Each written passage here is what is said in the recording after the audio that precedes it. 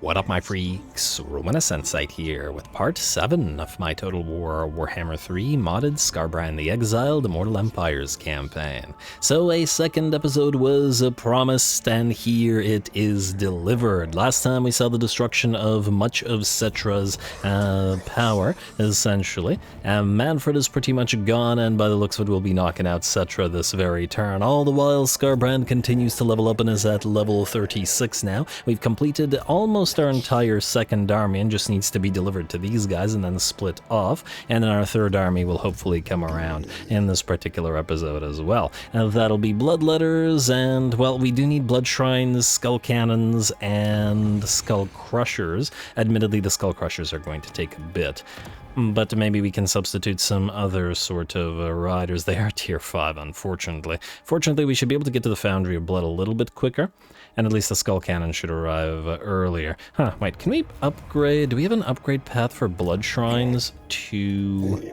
Let me just see here. We do not. I was wondering whether a Blood Shrine can be upgraded to a Skull Cannon, but, you know, one demon engine into another, kind of iffy, I suppose. But anyway, I digress. Now, we had Cetra use his Sandstorm, and you know what? Why don't we besiege or raid here in Cetra's territory? There's a distinct likelihood that he does actually attack us here, because we are still at half HP, and he may not want to let us heal. But maybe that's just fine. Otherwise, does anybody else need to move? We got a little bit of money that we could, in theory, spend somewhere. We could start upgrading Granty Mingol and Stormhenge. Not that either one is particularly critical. Frankly, the... Stormhenge is all the way out here. Frankly, the growth building may be better replaced with a capacity building, generally speaking. And I'd say the same thing of the defenses here, but we don't know where Cetra will go next turn, so we'll leave it for now. Wizard Caliph's Palace, I believe I was going to keep as a dimensional breach. I do not remember why I didn't upgrade it last time. Must have been a reason. Wait, I switched Alhaik to Dark Bastion. Yeah, you know what? You're gonna go for Dimensional Breach, and then we'll upgrade you as well next turn, and that's about it. Alrighty, I guess we have nothing to do but end the turn and then see what happens. We have no missions from the Harbinger of Disaster. Let's end the turn and proceed. Also, sorry if you can hear my cat doing cat things. The mic might be picking it up.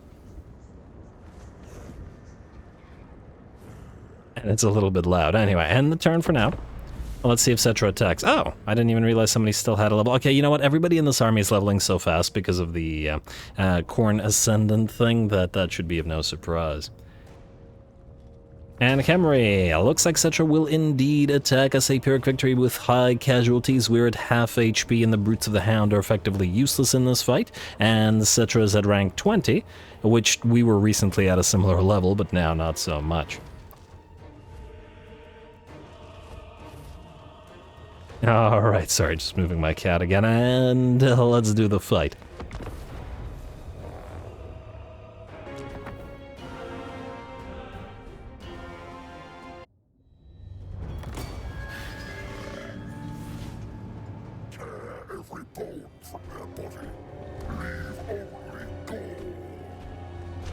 Alrighty, here we go. Cetra the Imperishable and Skarbrand on field together. We'll ignore Cetra at least for a few seconds until we close just enough with the enemy artillery pieces and the Casket of Souls, which loses about 40% of its HP with a single blow, and is down to 30% HP after a second, and is down to 5% its HP with the third. It's pretty much done for now, and Skarby will turn towards Cetra himself on that Chariot of the Gods. Cetra already down to half HP with 2 hits. I don't think he's surviving this one. Cetra on the Chariot rather than on the War Sphinx is probably not a very good matchup against Skarbrand here.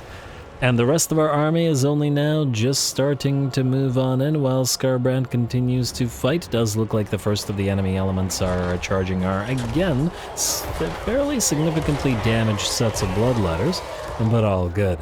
In the meantime, Cetra and his chariot alike explode into tiny little bits while Skarbrand can continue fighting. Everything else here with a little bit of help from Skyla and Fingrim and the Blood Reaper.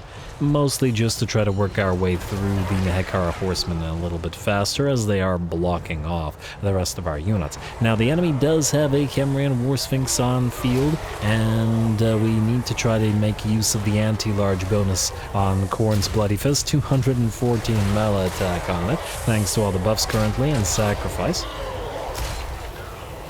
And hopefully we can stick around long enough to attack the War Sphinx. Luckily it's not a Necro Sphinx, so it's not going to be nearly as threatening. And with it slightly surrounded by a few Bloodletters, we should hopefully be able to destroy it with the Bloody Fist. In the meantime, still trying to be very careful about the Coneheads and all of the other Bloodletters as they are severely damaged. One of the units of Ushapti is giving chase to one of them, which is down to maybe 10% of its HP, and we're going to try to back them off and behind the rest of our line. Shouldn't need to withdraw them like in other battles A and B. That would take us away from the leadership wars of our units, and I'm not so sure that we want that. Skarbrand has nearly defeated the units that he's been fighting this entire time, up to 86 kills and a solid 22k damage, while our dogs have chased down and destroyed the enemy chariots as well as all the enemy archer units. Bounce power has shifted to about, let's say, 80% in our favor. The War Sphinx is just about done, and in fact Khorne's Bloody Fist has moved to take out the Tomb Scorpion as well. And one final charge from the War Sphinx, which gets a couple more hits into the Bloodletters before at last being toppled. There we go. Oh, lovely. And the Tomb Prince is here, but not for much longer, as a couple more hits should take him out as well. Down he goes. And Skarbrand is left to kill off the other Tomb Prince as well as the Nehekar horsemen. And no desync this time around against the Tomb Kings. Were the Ushapti summoned? I don't know. I suppose it doesn't matter over much. Anyway, the Tomb Prince has just about as much of a chance against Cetra as, or against Skarbrand as Cetra did, and will get torn to shreds by Skarbrand's flaming breath. Now, this might have been a nice shot if it wasn't for the UI.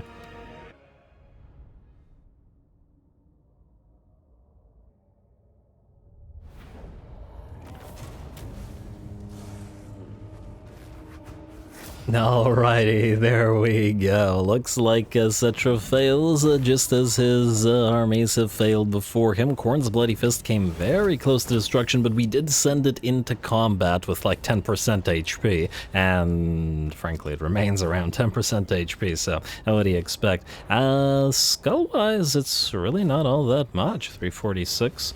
And 2,000 gold is also really not all that much. I'm inclined to say Devour Captives for the additional replenishment right now, because this army has been perpetually fighting severely damaged for just, well, perpetually. But yeah, anyway, obviously Skarby wins the MVP for that particular fight, killing off Cetra and both of his Tomb Princes, but the Khemrian War Sphinx was brought down by Khorne's Bloody Fist, despite its insanely low HP, and there was work for everybody, damaged though they were. Devour Captives. We do stay in raiding stance, right? That didn't punt us out of raiding stance. That's what we're gonna find out. No, okay, we're still in raiding stance. Got a little bit worried there for a second. Cornate Familiar, another one of these. You get these Cornate Familiars on everybody, but that's not a bad thing. We got Cetra the Perishable now. Charge bonus +5 for all characters, and charge bonus +10%. Yeah, it's pretty useful for Khorne. And would you look at that? Malagor's on his way. But we should be taking Qatar before he gets here. And ally mission successful. I do wonder, does that give us a second mission immediately? Province secured, the cracked land. Zandri was drawn to destruction together with Al-Khalabad. Let's immediately upgrade them both to the soul keeps. Like so. Although with the dock and the pottery, well, I guess it doesn't really matter here.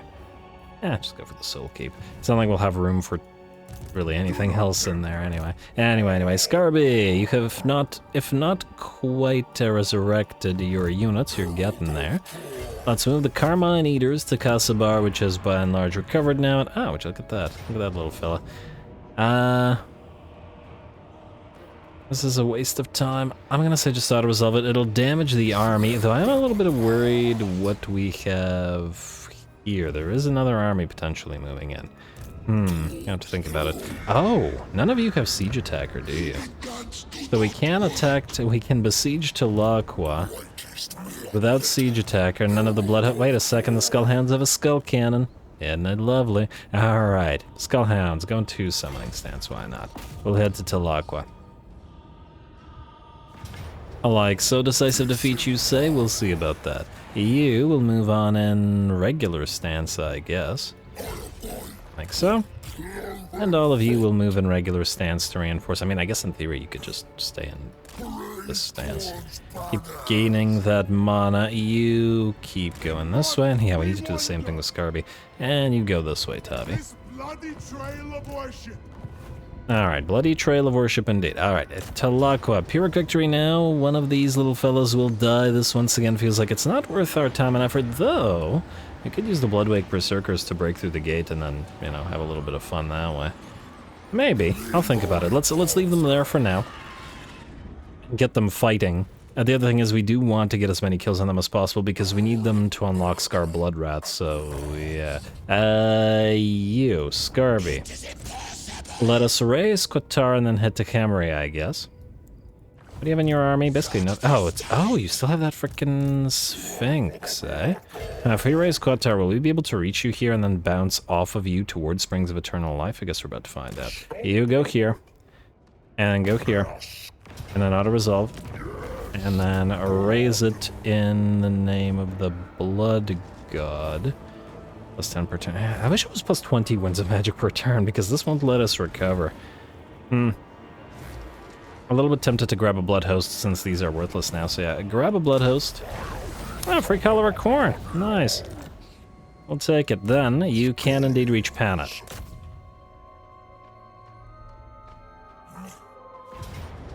And auto-resolve Panet, so that he cannot then occupy Kasubar. Auto-resolve like so. And that War Sphinx ain't coming back. Then we will want to move, I guess, out here. Would we be able to reach Camry? By the looks of it, go here. You should still be able to engage in raiding stance, right? Yeah. I believe you should. Yeah, Drillmaster character experience gain and a Lichbone Pennant. Do the Bloodwake Berserkers, out of curiosity, have magical attacks? They do. Okay, good. Huh. Wait a moment. Wait a moment. Let me just see here. So, looking at this, Skull Reapers do have magical attacks, right? But Wrathmongers do not, which, again, is extremely strange. Why would the higher variant, better equipped, more magical guys not have magical attacks? Does that seem weird to you? It seems weird to me. But anyway, but the Regiment of Renown variant of them do, so in this army, these guys could probably use that. Oh. But anyway, what was I doing here? Right, we need to get the kennels up and running. I wanted to get Blood Beasts of Khorne, so let's get you building. Then, we're minus 2k per turn. Okay, do have to be careful about that. Then, Kasubar, you can auto-resolve and then occupy using skulls. Like so. Alrighty, and you can... What does this do for us? Basically nothing. I mean, a big pile of growth. Keep the Simmering Anger for now, at least while there is corruption here. Then, Skarby, you're going to switch to raiding stance so that you can heal. And we will proceed to Camry. We do have 2 turns left of Slaughter Incarnates, so we should be able to go there and do things there. You, little fella, are going to raid here, and then you are going to join the army to leech the XP, as you will both join the assault on Camry. Then... actually, wait. Yeah, alright, then... we want to check the Exalted Heroes. Okay, we do have another one that's dripping with blood. And I don't remember what other ones we have. You don't have an Exalted Hero because you're supposed to get one of these ones. Menace is great, and you have dripping with blood. Though, yeah, I guess we could use a couple of the dripping of blood ones with an army of the Chaos Warriors. Do you actually... I think you buff nobody, right? I just want to double check.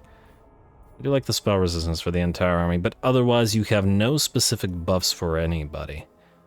And the Chaos Warrior army will not have easy access to bleed, meaning this is probably a decent option. Sundering attacks would be better served in the army of... Slaughterer, Cultist. The bleed on these guys is good as well. Yeah, we'll get you on field. As I was saying, Sundering attacks would be better served in armies where we have... the piles of Wrathmongers and Skull Reapers. Alright, so Kasabar, you're taken. I may switch you around to a Chaos Dreadhold. If I remember. Hopefully I do. Let's do this one. Do we need to level anybody up? Oh wow, okay. You will want to go through this, your unique line. 1, 2, 3, 4, 5. Beautiful. What about you? You are not yet ready to... Oh, wait, you have to pick? Oh, wait, no, these are out of these. Herald of Khorne's at rank 20. This is 1 point. I could pick Lord of War to try to go towards Greater Locus, but I haven't decided which Locus I want in this particular army. Admittedly, you are going to be commanding the Bloodletters, so we may as well grab Skulltakers for you pretty much immediately. We'll grab Lord of War nonetheless, and much as I like the spell resistance, if we should have enough heroes that give us the Menace trait, we'll have enough spell resistance to not need Locus of Abjuration, therefore we pick between Locus of Fury and Locus of Wrath. Do you not have an ability like Fight or Die? Wait a moment. Locus of Wrath is plus 40 melee attack, and Locus of Fury is similar to Fight or Die. I'm gonna say Locus of Wrath. Alright, let's do that. Alright, get enough. And then you, little fella, increase mobility. You will probably... Oh, Icon of Slaughter is what I was thinking of, but it's on Blood Reapers. Yeah, I guess we'll do the same thing. You will also go for Locus of Wrath, and then we'll combine that with the Icon of Slaughter rather than the Locus of Fury. Although doubling up on them wouldn't be too bad. I don't know whether we... Well, actually, if we send you on a Juggernaut to lead some blood crushers, you know what? I'm gonna wait on that. Let's do Thick Skin and Brass Collar then. At least for now. Alright, what about you? Alright, we'll level... Okay. I was just glad to see that you only have the 1 turn, or 1 point. Let's get you up Call to Bloodletting. Although, frankly, now you know what, I lied. We should grab the points in this because you'll have both Marauders and... probably a couple of Chaos Knights, and the Blood Crushers, Wrathmongers, that's the one. You too. Training, pretty much always Chaos Commander, because it gives us melee defense, which is super valuable for Khorne. And yeah, we could get either one of these. I'm gonna say start with the enemy fire resistance, because we do have a lot of fire resistance units. Not that I don't like the addition. Okay, Chaos Commander. Probably going to go with Raging Stalwart just for the additional spell resistance army-wide. I feel like that's better than the additional damage, but I'm going to wait a little bit. Although combining it with this is even more spell resistance. I don't want anybody getting damaged by spells. Yeah, spell resistance. Go for it. And then we'll go for... Well, the other guy went for Fill the Chalice, and I'm still going to go for Fill the Chalice. Alrighty, and then last but not least, Odin, the Cultist. You can replenish troops, and then you have to wait until you reach rank... Wait, not 20. Revelrous Warhost is rank 10, so yeah. Alright, now, let's go on in. We just need to make sure that this army actually fights. We can move away... Okay, can I move away? I guess Tavi. You and you are getting armies earlier than Tavi is. And we'll need the Blood Hosts to help, so like this then. 1, 2, 3, 4. Alrighty. Close victory shouldn't be a problem, but I want to see those Bloodwake Berserkers go berserk. Go.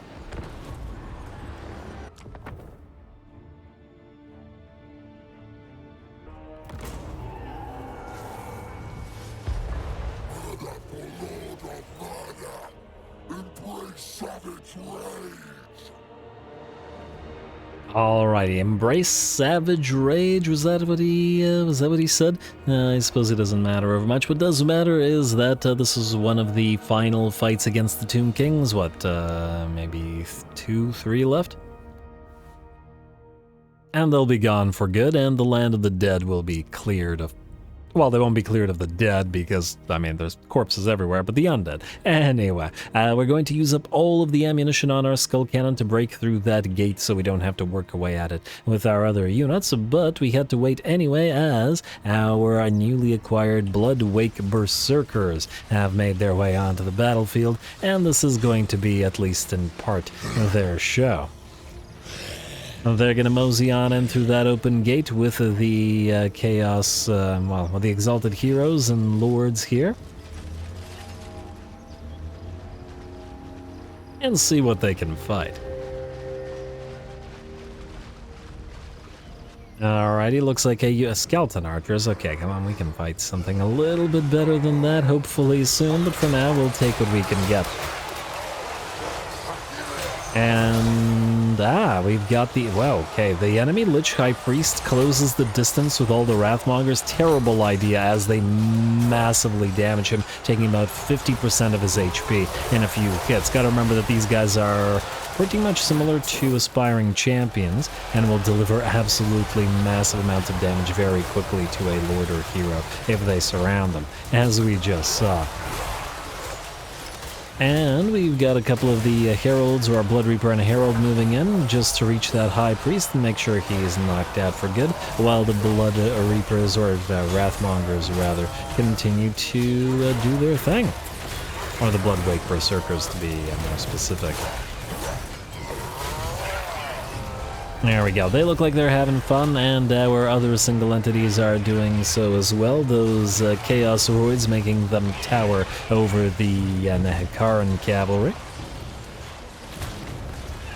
Nice punting of that skeleton warrior as well.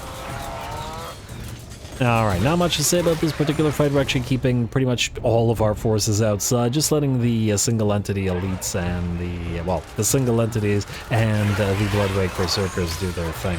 Might as well get these guys a high kill count in order to try to unlock Bloodwrath a little bit faster, and at the same time allow our Lords and Heroes to play. If we sent in a bunch of other units, then, this is the Kepra Guard, yeah. Well, I suppose if we were to encounter a unit of Tomb Guard, this is the unit that we'd most want to face off against. And with the Bloodwake Berserkers here. Though alas, there is little blood in their wake currently, again because we keep fighting the undead. And our two original units of Chaos Warriors have now arrived onto the battlefield, Blut und Eisen and Bleeding Hearts. And again, I will most likely evolve them to Chosen at some point, once I decide which army they're going to be in. I was originally going to perhaps put them into this army with, well, this army, into the army with the Wrathmongers and the Blood Reapers, but they are so significantly slower than them that it feels like it's probably not worth it. Well, we'll give them another place. But anyway, we are now moving to fight the Eyes of the Desert Regiment of Renowned Sepulchral Stalkers. Our single entities will blob up and start blendering them. And especially with the help of those Bloodwake Berserkers, we should be able to bring them down pretty darn quick. Although they are most definitely a threatening unit with those anti-large polearms of theirs, especially against all the horse-riding single entities. Nonetheless, the bounce power has shifted to about 90% in our favor. Our Chaos Warriors are cutting down the last of the Kepra Guard.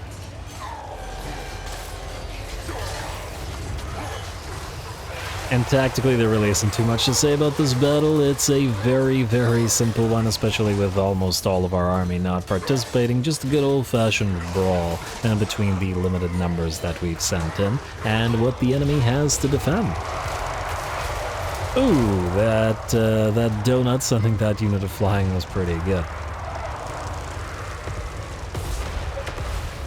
And nice shot from the Hell Cannon, Skull Cannon, though we gotta make sure it doesn't kill off any of our Bloodwake Berserkers here, who will be delivering the final blows to the final unit. By the looks of it, the enemy is pretty much done here, and these guys may be... Let's see. I was about to say...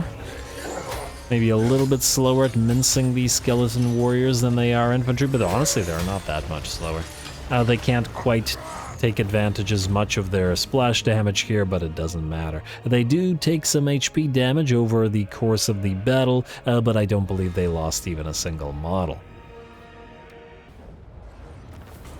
Alright, there we go. You know, I didn't even realize that the enemy had the Eyes of the Desert and the Khepra Guard regiments of renown, but it does make sense, as I guess they didn't have time to actually recruit, so yeah. Anyway, some nice fun for the Bloodwake Berserkers, getting 235 kills and 38,000 damage, while being led by all of our lords and heroes out of this blob. That's what I like to see. Anyway, we are not going to occupy Talaka, mostly because while we may eventually fight the Bloody Hands, I don't want to do so right now, and obviously these guys don't have an army to properly fight them, so we're better off just, I guess, skullsing it, mostly because, 1,000, oh wait, no, this is sacking, yeah, I guess skulls it. I don't really want another blood host here, so yeah, skulls. Lovely. The lock was destroyed. A blood throne for Grawl, Juggernaut for Grawl, a blood throne for Gorkraze, Juggernaut for Gorkraze. Good. Alrighty, you two. I believe, well, I'd love for you to... Man, the Winds of Magic are... Wait. We're in a place where the Winds of Magic are strong, and we're still... How is this happening? Oh, the... What events? How are we still losing minus 10 per turn? What the heck is going on here? Minus 10? The negative Winds of Magic event is gone. Oh, wait, that's from this. Alright, I don't know. I'm just going to rating stance. Yeah, rating stance and heal. All of you stay together. You need to go back and join Skarby now. You can keep channeling. You can stay in rating. You blood hosts. I really wish that you could merge blood hosts. I feel like that should be... I don't see why that's not a possibility. Why can't you merge blood hosts? Combat trials doesn't really help. Just raid, whatever. It's not gonna do anything for you. I'm gonna send both of these guys out to grab islands, though. If we pass by Sentry Glades, it might warrant seeing what's going on over there. But also merge some units in. Wait, what about you? Could somewhat recover. Would the more numerous damaged units might be more valuable, though, so I'm gonna leave them as they are, at least for now. Alrighty, anything else that we need to do this particular turn? I think I checked the missions. Oh, I did not. I checked the missions last turn. You have a mission to kill Erich Stolberg and accept? Maybe we should send him a letter. Anyway, let's see. You, cultist, replenish troops, please. Not that you need to replenish right now. Alright, we have a little bit of money, but I think maybe we don't want to spend it right now. But let's double check if there's anything critical. Stormhenge, you will want to get both the arsenal for, yeah, the arsenal and the Jugger plant. And then you already have the trophy chamber. Alright, so let's start with, which one gets capacity earlier? You both get it at tier 3, so it quite literally does not matter. Alright, whatever, just build one. Alrighty. Spices is fine. I think we... Ooh, wow, 5,000. I'm not sure I want to invest in that right now. And, oh, Sorcerer's Islands, you can be upgraded, though.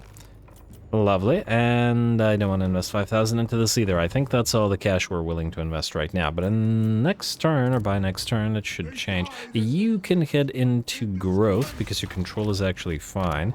Your control is still going to be needed while it's corrupted, and then the same thing is just... Yeah. Alright, no choice in the matter. No unholy manifestation. And I believe we're good to end the turn. Alright, end the turn. Nobody can attack us, right? Malgor can't even reach Khemri. I think we're good.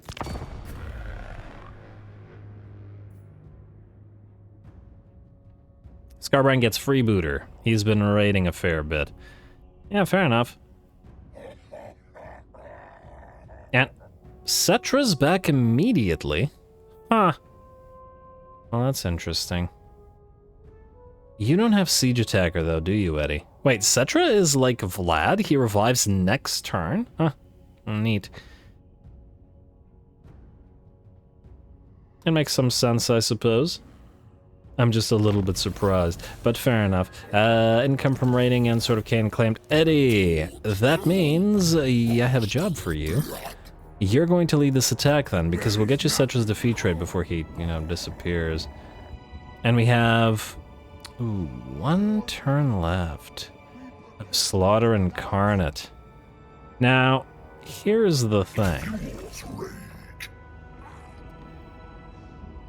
I feel that... Okay, wait. First of all, Eddie, let's have you go into Summoning Stance and besiege Camry. Can we do it from this direction? Probably not. At the very least, it's iffy. That's fine. Go besiege Camry. Like so. Although with you attacking, unfortunately, we won't be able to move again, but it is what it is. Oh, there was actually another way that we could move again. If we fight the quest battle immediately after this. But that'll only apply to Skarbrand. I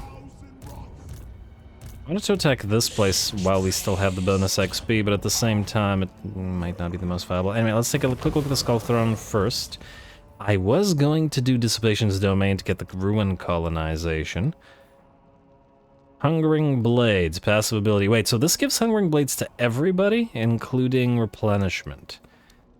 I do like that. And the reason I like that is that even if we do take sufficient damage, we'd still probably be able to fight the quest battle. Someone from Beyond is also quite nice. It would again mean forgoing this yet again, but I suppose it might be worth it. Let's go for Hungering Blades. It will override other contact effects, which is a little bit annoying, but it is what it is. And I just want to double check that this is for everybody. Because it doesn't really specify, it just says passive ability Hungering Blades. I presume that that is indeed what it means.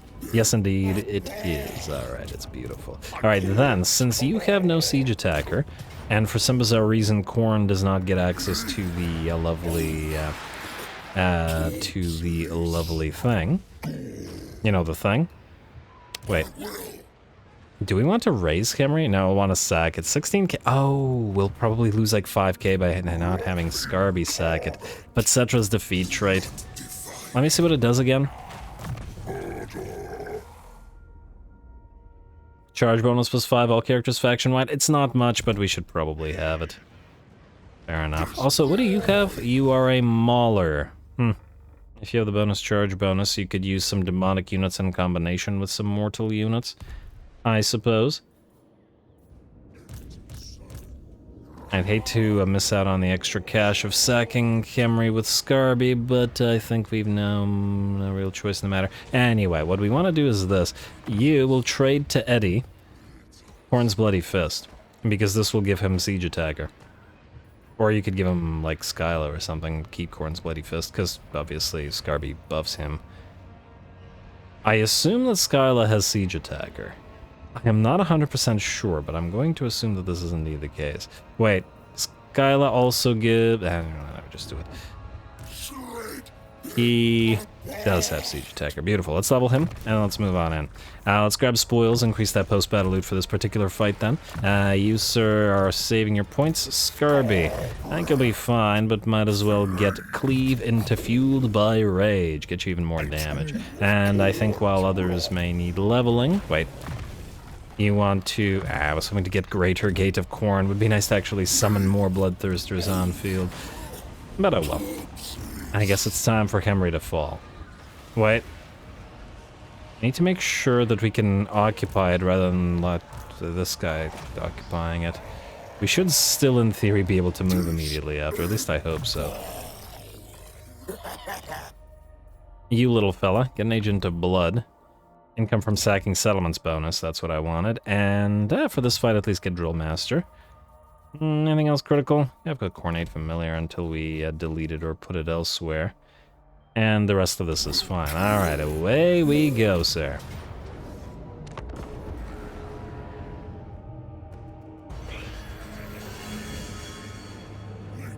Slaughter, maim, slay, eviscerate, glory!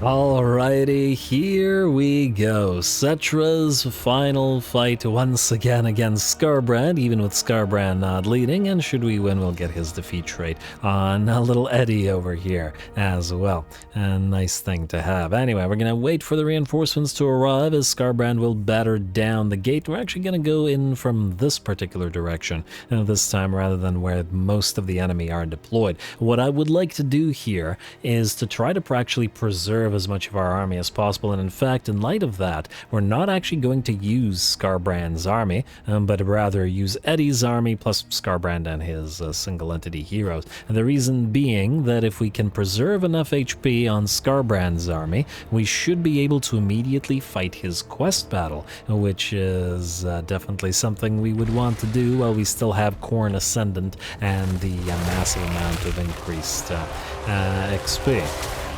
May as well get as much XP out of that quest battle as possible. Plus, I'm really excited to see the quest battle because I don't think I've ever seen it. I did screw around with Skarbrand a little bit on release, but I never ran a full campaign with him. But I digress. The Tomb Scorpion is the first thing that got charged by Skarby and loses about 60% of his HP. The Khorne's Bloody Fist will follow Skarbrand in, as it usually does, and then the other single entities will move in to help. The Blood Reaper and Skyla Amphingrim. The Tomb Scorpion will drop, and we'll quickly move our way through this poor little unit of skeleton archers, now Nehekara warriors here. All the while, the units that we will want to make use of here start moving their way to the fray. And the specific units are going to be, other than the Razorgore herds, once again, not the Marauders, but rather the Skull Reapers.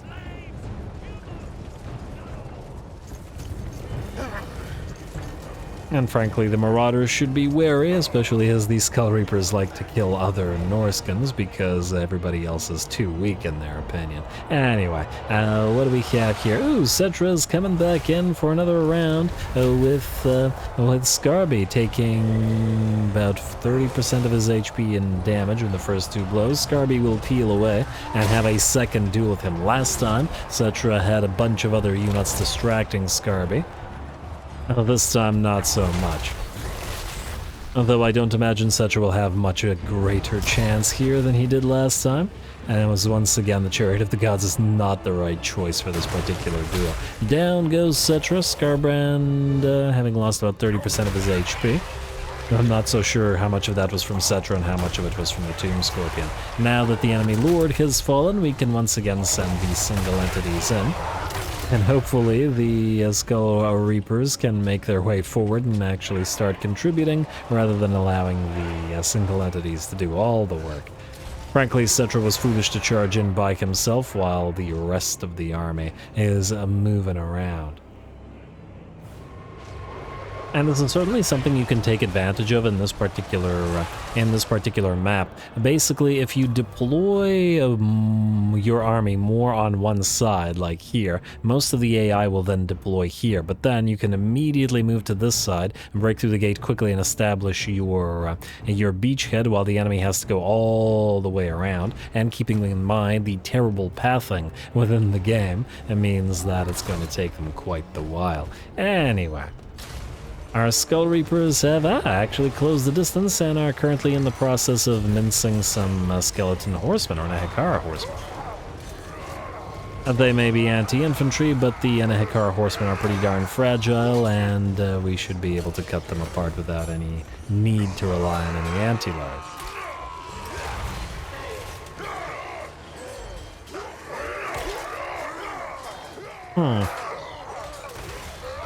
I'm just currently thinking about what our Skull Reaper and Wrathmonger army or armies are going to look like. I might want to put them with a couple of different types of units. I could maybe combine them with Khorngors or something. Although that wouldn't be sufficiently different from the Marauders, I think.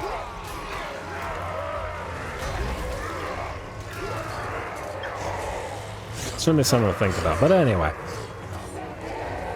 Looks like the Khorne horsemen have been cleared out by the Skull Reapers, and now we make our way forward. In the meantime, the Khorne's Bloody Fist has been locked in a duel with the Hemrian War Sphinx, which is down to about 15% of its HP, while Skarbrand has actually soloed or made his way solo up the ramp to try to distract as many of the enemy constructs as possible, forcing them into rampage with the anti-large polearms as well as the Ushabti, or the polearms of the Spokal Stalkers.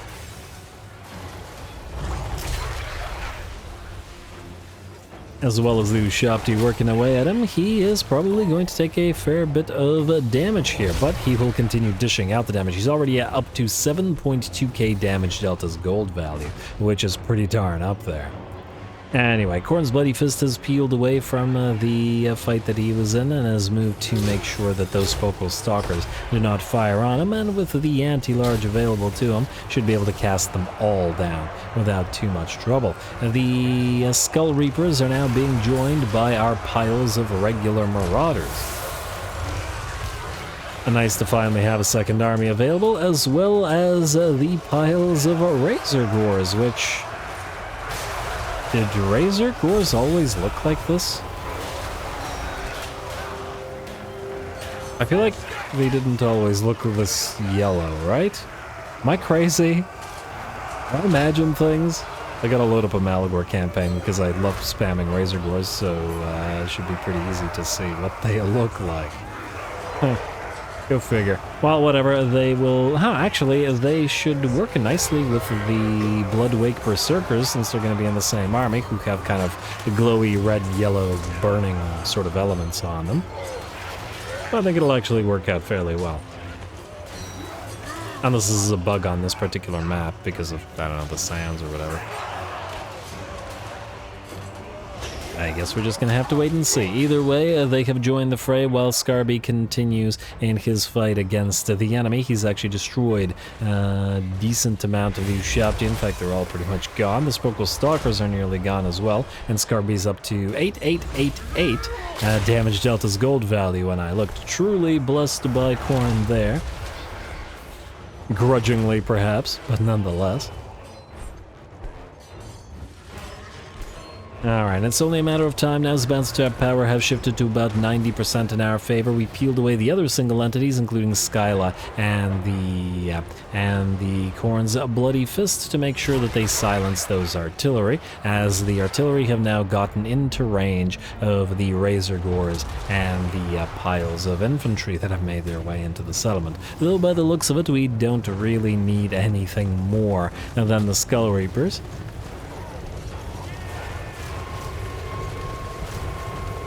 as it has thus far been more than sufficient to ensure the enemy's destruction. Bounce power shifts further in our favor to about 90%, just a little bit more, and the last of the enemies will be gone. Skyla Anfingrim moves to try to help out the Khorne's Bloody Fist, not that I think it needs it, and starts knocking out a few of those Ushabti. Actually, out of curiosity, how hard do you hit now, Skyla? 1.1k. Yeah, that's pretty neat. So he already hits about as hard as Skarbrand does. But I assume we'll be able to get Skarbrand hitting harder.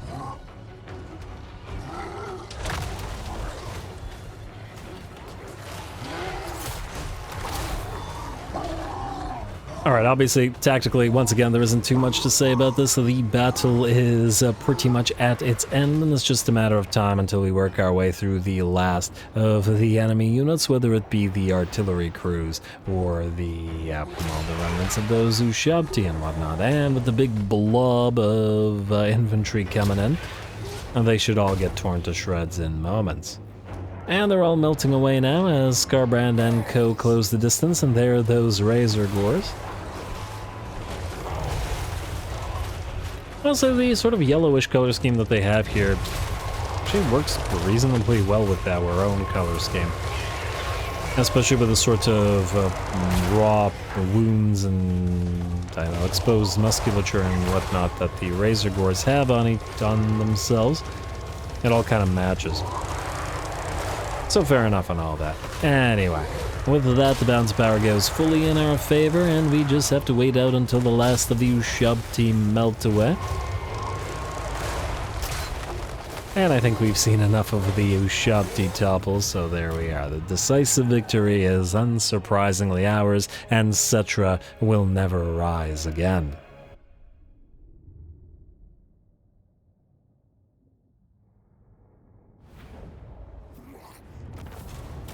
Alrighty, very, very nice. Cetra falls yet again, and Cetra himself may not serve, but his skull is very much served up into the blood god. Lovely. And we were by and large able to preserve Skarbrand's army by, you know, not using it. The 2 units of Skull Reapers, followed by the Razor Gore herds and the blob of Marauders, moving in after our single entities, which means we can still fight, which is exactly what we want here. So, decisive victory.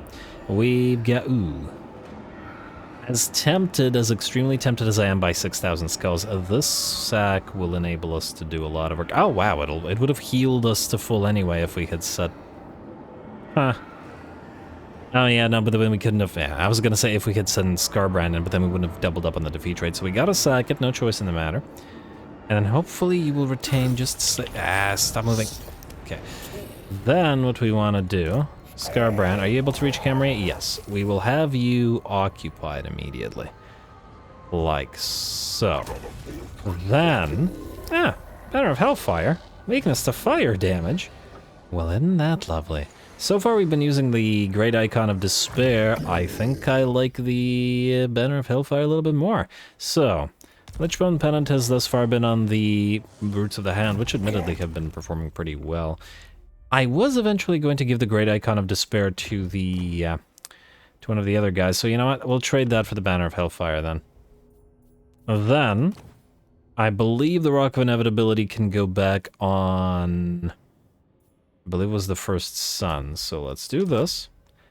The rest of this is fine. It would be nice to get an armor of something. Another 25% spell resistance. Was I saying it would be nice to get an armor of, well, Khorne, but a better armor, basically. Armor of Destiny, whatever, whichever one. And with that, Khemri is destroyed, and you did pick up the defeat trade, right? Yes, you did. Beautiful. Alright, that all worked out. Then what we want to do is Skarby. First, you're going to move here. Then you. I would like you to, let me just see what we have here. We're at 19 out of 20. Frankly, I'm pretty happy with the state that this army is currently in. I would imagine that we would want to leech XP with,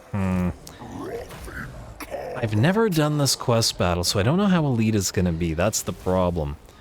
Especially since we're debuffed. I would like to fight it.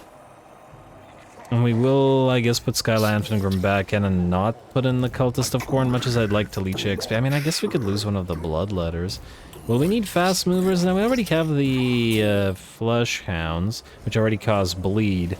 We could maybe replace these, or 2 of these guys, with the Skull Reapers. Well, you know what? Actually, that's not a bad idea. The reason being that we still need... Wait, what? Are you kidding me? 98? So the 200 odd kills, or 200 or 300 odd kills, whatever it was, that the Bloodwake Berserkers got, which are Wrathmongers, don't count for this. That is quite the shame. Alright, well, I'm gonna say we'll pick up the Skull Reapers. So, Skarby. Oh, wait. Is there a reason not to do this? I don't know, maybe there isn't, but what I'm gonna do is this. 1, 2, we will take out one of the, both of the regular Bloodletters, and put in Skyla. Like so. Though frankly, I'd like to upgrade these to exalted ones anyway, but for this particular battle, we need to pick up the extra kills. And then, Skyla. Fill the Chalice, enemy fire resistance. I don't think this will apply, but I'm not entirely sure. Might as well get it. Cultist of Khorne, what do we have here? Yes, Greater Gate of Khorne would certainly be helpful. You have your Rock of Inevitability back up, and let's get to you. I mean, I guess we could go through Fill the Chalice as well now. Yeah, might as well. Keep buffing up that fire resistance. And then lastly, Skarby. Rank 39 now, pretty darn solid. I'm going to say you're going to go for Maim now. More melee attack. Alrighty, that looks good to me. Now, Slaughter and carnage. Let's see what this looks like. Skarbrand's patience, such as it is wearing thin. The plan was to await the encroaching Nurgle horde, and then for the 3 Khornate forces to slaughter them in glorious carnage before the brazen altar. Plans. What weakness. The farmer plans for the harvest, the maiden plans her wedding. Skarbrand does not scheme. What use plans when there is rage and slaughter? The wrathful reaper clashes his axes together and glares at the bloodthirster in command of the other Khornate forces. This is their blasphemous folly, this planning and waiting. If Nurgle won't oblige, then Khorne will have his due. Blood for the blood god. Now let's see what we got. Valiant defeat, oh my. And decent likelihood that this is not the only, these are not the only reinforcements. We'll have Skarbrand dueling a lot of exalted bloodthirsters, won't we? But that's fair enough. Grab that banner of hellfire. Additional fire weakness. And lovely. Granted, it is only for 30 seconds, but it'll increase your damage to whoever you're fighting in that particular moment. Go.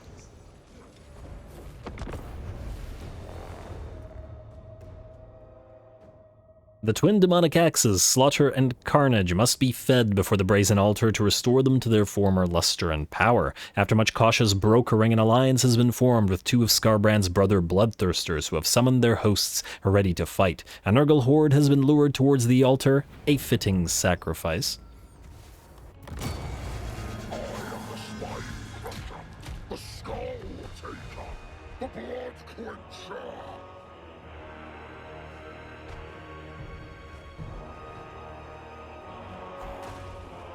I am violence. I am war. I am wrath. I am rage incarnate.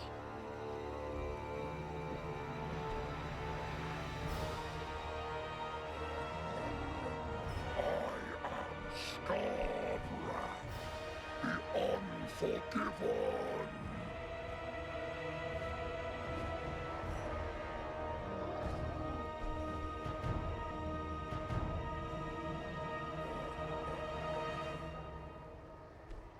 Alright, well, you heard it here first, folks. Turns out Skarbrand is a dark angel all along. Anyway, here we go. This, like I said, I've never seen this quest battle, and it does look really, really nice. The Khornate stuff has always been pretty entertaining with the sort of Doom-esque aesthetics that we've got here. And there's always lots of nice little touches in these particular maps that you can take a look at, and cool stuff all over the place, basically. There's a nice little Chaos Gate up here. We got some more glowy skulls. Those skulls must be special. We've also got this big old worm beastie coming out of the ground. Huh. I guess Slaanesh isn't the only one that gets those things, or variants of those things. Anyway, the battle is about to begin, and Skarbrand will make his way towards one of the enemy Khornate hosts. Now, the annoying aspect of this particular battle is the fact that, you know, with all of these sort of lava pits and whatever, and the camera has a tendency to just bounce down into them, but it is what it is. Anyway, the game essentially offered 2 options: either attack one of the Khornate hosts or attack both of them at the same time. And the very notion of not attacking them both at the same time bothered me, so we have split our army in 2. Skarbrand will be dueling the exalted bloodthirster and the regular bloodthirster at the same time, while the bigger sort of infantry battle begins over on the left side, including Minotaurs working together with Blood Crushers to charge down into our exalted bloodletters, and I'm sure dish out plenty of damage. Here, Khorne's Bloody Fist also faces off against the other exalted bloodthirster, who is down to about half of his HP. And I always say, the exalted bloodthirsters look absolutely fantastic. It'll be nice once we get one of our own. But we gotta, you know, split off and do things with other armies first. And down goes the exalted bloodthirster. Oh, that's one. The enemy also has a soul grinder in this particular battle. We're just going to distract it with some fleshhounds. Granted, it'll kill off a bunch of them most likely, but we need to wait until Skyla or somebody else was ready to move in and help out. Skarbrand has actually lost about 60% of his HP, though keep in mind he has various heals, and has in the meantime managed to knock the regular bloodthirster out and severely damage the exalted bloodthirster, who however has moved away and is attempting to attack much easier prey. The bloodletters are working fairly nicely together with our skull reapers, try to help out, and the elements of dogs that we have over on this side of the battle, together with Skarbrand, are working their way through that little blood shrine of Khorne. In the meantime, with both of the enemy exalted bloodthirsters defeated, the Nurglite host has arrived, interestingly waiting until we had defeated our Khornate counterparts.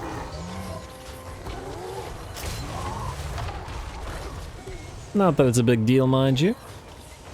Although we do still have to work our way through a few of the remaining Khornate units, like the Soul Grinder. But at least this way we get to see a Soul Grinder before we can build our own Soul Grinders, since once again, they do take up to level 5. Anyway, or tier 5 rather. The enemy does have an artillery piece, as another Soul Grinder has arrived onto the battlefield and will be puking its way wherever it can. The enemy is also going to pop off a Blight Boil right in the midst of our formation, severely damaging the infantry, especially the bloodletters, just as they move in, while Skarbrand moves to duel the enemy exalted Great Unclean One, but also taking a bit of damage from the exalted Plague Bearer, so we gotta be careful about that.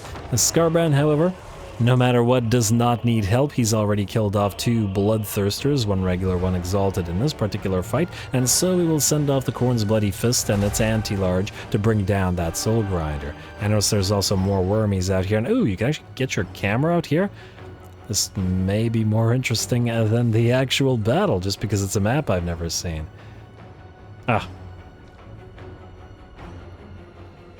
Yeah, definitely another one of these maps made with love. Anyway, the enemy lord is, well, still got about 40%, only lost about 30% of his HP, but being a Nurglite lord, that should hardly be a surprise. On the bright side, with all of the Khornate units now destroyed, we've got, or the enemy Khornate units now destroyed, our own Khornate units are making their way forward and overrunning the Nurglites. The Nurglings and Plague Bearers alike are falling. Skarbrand also has his pet cultist summon another Bloodthirster. If the AI brings so many Bloodthirsters, we can do the same. Khorne's Bloody Fist has also got the enemy Soul Grinder down to about half of its HP, so the artillery fire will no longer be a threat. And though several of our units are bloodletters are severely damaged by virtue of the fact that enemy demonic units also do magical damage, and that Blight Boil really hurt, they do still seem to have enough of their models remaining and to continue fighting and to recover. Looks like with that, the enemy lord is just about to fall. The exalted Great Unclean One taking one more hit from Skarbrand and being brought low, and with the exalted Great Unclean One falling, the exalted Plague Bearers melt away, and the enemy army is done. I think technically I think the battle actually ends not when all of the enemy units are destroyed, but rather when when the exalted Great Unclean One dies. Yeah, there we go. And Khorne, Pyrrhic victory. I don't know if it was Pyrrhic for us, but I know that's a different kind of Khorne. All good. A lovely little cinematic fight and just generally quest battle. I'm glad I got to play it. So this is the gate that the Nurglites went through, eh? Rather than one of the sort of Chaos Gate looking gates. The round ones. Interesting. Maybe this is a sort of internal gate that just heads deeper towards the Brass Citadel instead.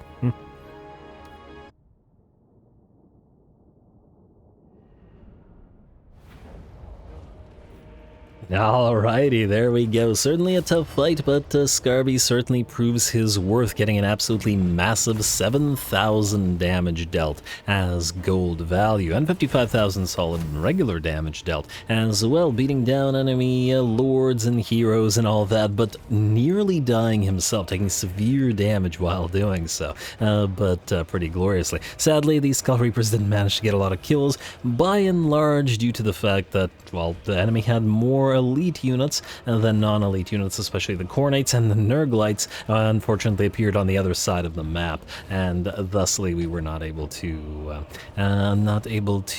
send Skull Reapers towards them, but I suppose it's another 10 kills. We're working on it. Otherwise, the 300 skulls for this, really. At least we got the 15k money out of it, and I guess we just keep pumping up the money. Might as well offer us tribute. Alright, free Khornate familiar, and there's the chain sword. Gotta figure out who to give this to, as I assume we don't want to give this to Skarbrand. His own... Actually, his own axes are... that gives you unbreakable, and chainsword itself does give you a massive increase in damage, but depends on kill count. Interesting. Versus Carnage and Slaughter, which gives you... Oh, basically the same exact buff, but 3 times weaker? Wait, so are you just... do we just give Skarby the chainsword then? The magical... Admittedly, the enables magical attacks is useless on him. But we get double the melee attack and twice as effective a passive. And significantly more armor-piercing weapon damage. I might do that, minus the fact that we wouldn't be able to give Carnage and Slaughter to anybody else. That's what's gonna bother me. Whereas Chainsword we can give to anybody else, to somebody else. Like if we get another Exalted Bloodthirster or a Demon Prince of Khorne, we could give that to them. Whereas Slaughter and Carnage is stuck here, right? Well, either way. Chaos Steed, that's fine. There's that Slaughter and Carnage we got. And now we do have the bonus control. Oh, actually, the bonus control will be quite nice right now. Plus, additional little chunk of change. And the short victory completion as well, which gives us, I am not sure what, because I don't think I even checked the... I don't think I even... Okay, what's the reward for short victory? Oh, the chainsword was the reward for short victory. Oh, that's it? We get no faction-wide buffs? Oh, wow, that's terrible. I mean, it's a great item, don't get me wrong, but I'd really rather have a faction-wide buff. Long victory, we are... Oh, we'll probably get long victory in like an episode or two. Oh, interesting. Skarbrand gets it rather quick, don't he? Anyway, since we have both armies here, you're gonna go into raiding stance. You're gonna go to the Black Pyramid of Nagash like so. And Eddie, you're gonna go into Hemry. Oh, I wish you could go into Hemry. We could suffer attrition for the turn. You'd still be able to reinforce here. Frankly, I would have loved for these guys to reinforce, but they probably will be too far to get there. Oh, plus, we need to see what's going on out here. We have all the capitals, right? Oh, we don't have Sudenburg. If we raise the Black Pyramid of Nagash... Oh... There's something to consider. So, oh, wow, we get a decent amount of rating out of this as well. We should pick up Sudenburg, but I guess we can send one of these guys to it. Okay, you know what? Tavi and Co. That would mean leaving Manfred alone and alive. I wonder, would you... Oh, wow. Huh. That's funny. If we could... You have 5 settlements left, I see. I was just thinking if we had occupied Talakwa, we could probably easily vassalize the Bloody Hands. Do we want to vassalize the Bloody Hands? Here's the thing, there's a lot more of these frickin' jungles around, and it's a lot of yellow territory. Admittedly, it's not a big deal to Khorne in particular, because we don't really care about this. We're not even really using any of this territory. It's basically just these 2 territories, one for recruiting, and then, well, actually, we're not even really using this territory. Also, we're not even using territory, period, mostly. Yeah, we just want the trade goods. I don't know. Well, you know what, we can always pick up Talakwa using the Unholy Manifestation if we really wanted to. We still do have it available, so I'll think about it and you guys let me know. We did vote for limited alliances, which might mean not doing greenskins. It's not like we really want any of their units. Anyway, what I would like you to do is move up here just to see. Can't quite get there. Alright, fine, fair enough. If you guys march stance, it would take you more than 2 turns to get there. Although, admittedly, this is up next turn. I was hoping we'd get one more fight and be able to move immediately to this, but we wouldn't be able to go there with Eddie anyway, so that's a shame. And... no, actually, you're not super reliant on the physical resistance reduction, are you? Do we have any base physical resistance on any Marauder units? We don't. You know what? Well, let's just ignore that then. Don't suffer attrition. Stay here. You move into this army, at least for now, and obviously we'll, you know, punch you elsewhere. Baleful Lair does need to be upgraded. Frankly, probably a few other things need to be upgraded as well. Also, did I get Eddie the Inspiring Presence? I did. Wait, Root Marcher. Oh, really? I was thinking that Root Marcher would give you just enough movement range to go into Camry, but not. Well, shame though that may be, not much that we can do about it. I don't imagine that these guys can suddenly declare war on us, right? I'm not actually sure. Guess we'll find out when we, well, in short order.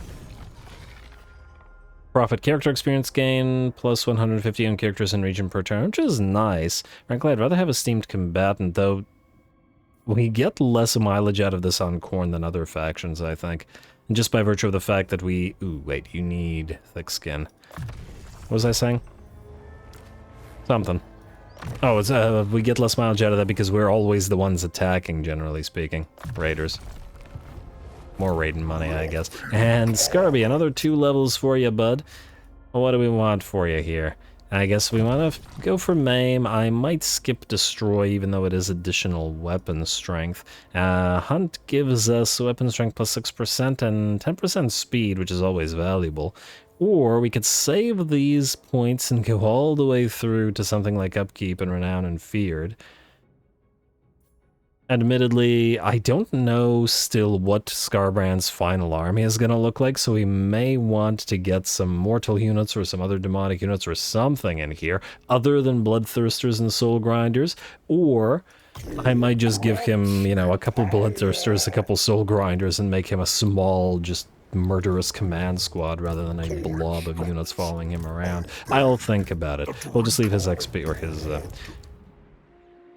yeah, his XP, his levels for a little while. He's got the most critical ones. Anyway, the Gore Hunters and the Skullhounds, you're more likely to succeed at the Remnants of Battle, but at the same time, I wanted to see what was out here. If you guys could kill off Manfred's final army, it would be really swell. I'd really love to actually see what is going on there, but I don't think we'll be able to. Because if it's a full stack, these guys will fail. I'm not sure. Anyway, you. When's the magic still weak? At least they're blowing here. Alright, go here. You can keep channeling. I don't think anybody can reach you. You should go into channeling. Like so, and then you are the Gore Hunters. Wait. Alright, I thought Rager for a second was a blood host, but no. Rager, your army is all the way out here. Maybe I should have moved you out here, but I really don't want to send Skarby all the way back down here. But you're fighting the Drakenhof Conclave as well, right? Speak of it, thou shalt fail. One settlement tab. It looks like they do have an army. Also, okay, double check that. Alright, we have a little bit of money. Let us see about a little bit of investment. Let's keep on upgrading the armories. We will also want to get the Cornate Furnace. Wait, what do you have? You have Kill for Khorne for growth, which is fine. You will want to upgrade the Infernal Citadel here because eventually we'll upgrade the Kofar Harbor and actually generate some cash out of it, so why not, right? With Khemri Fallen, we technically no longer need the defenses at Gor Gazan, so we can get rid of them, but Grul Migdal we'll have to keep because we're most likely going to get into a war with these guys relatively soon. In theory, the growth building here, however, can go. And you know what, I'm going to temporarily build this defensive building to, you know, make sure that it can defend itself. Alright, Atalan Mountains. Oh, wow, okay, there's a lot of stuff here. Definitely upgrade the Cultist Outpost, and the iron is super valuable to us, so we'll go for Infernal Citadel here. Here, we will want to grab the post-battle loot income, so trophy racks, because we want those everywhere. I guess we can upgrade the growth building, at least for now, and then go for another trophy racks as well. Lovely, and oh wow, only the Southern Badlands remains with regards to upgrades. I wonder if we should just not upgrade either one of these and just wait to upgrade Galbarast, the Dimensional Nexus, because it will enable us to get both Skull Cannons, admittedly only a couple of them, but better than nothing, and our first Soul Grinder, which Skarby is going to otherwise wait for a while for. Yeah, I mean, why not? Maybe we'll wait. Hopefully the growth will also increase to make this not go to 13 turns. Increase how, you ask? Just by virtue of the fact that as we fight battles, we get more additional growth. Yeah.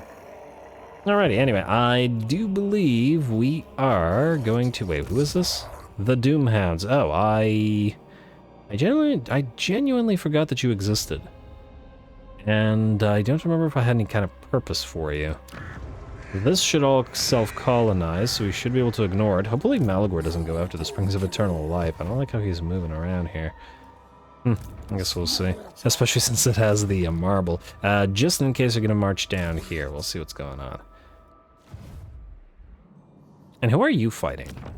You're fighting Khalida, who is down to 1 settlement. Oh, wow, Khalida, fighting Last Defenders and Moors and Ironbrow's expedition?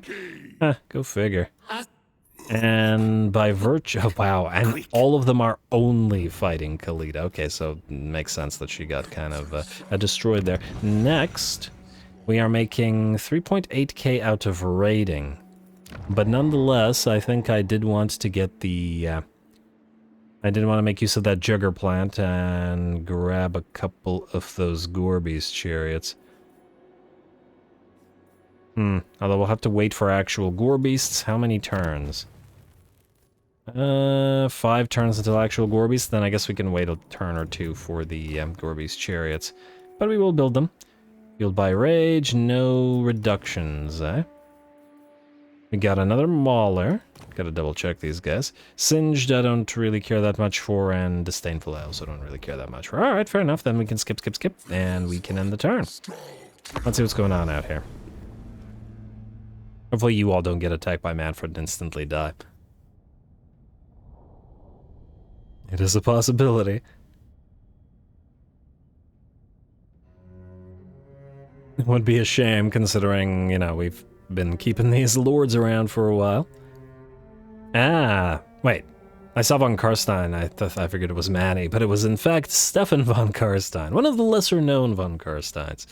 Frankly, there's a lot of lesser-known von Karsteins.